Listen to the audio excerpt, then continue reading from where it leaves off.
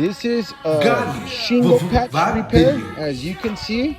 Sometimes it's easier to get right underneath, so I just went ahead and put that whole shingle here to get underneath to pry them off right here on the bottom. Sometimes those nails will get stuck because you just want to take it off from underneath, undo the nails, make sure you put your nails right back up underneath the tar so when it heats up it'll stick.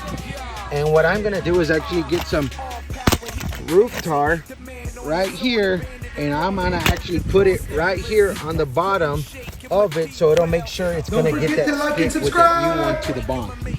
And I will replace these patches as I go through. Alrighty, always and be safe. Like and subscribe. Another one brought to you by Golly Vibe Videos.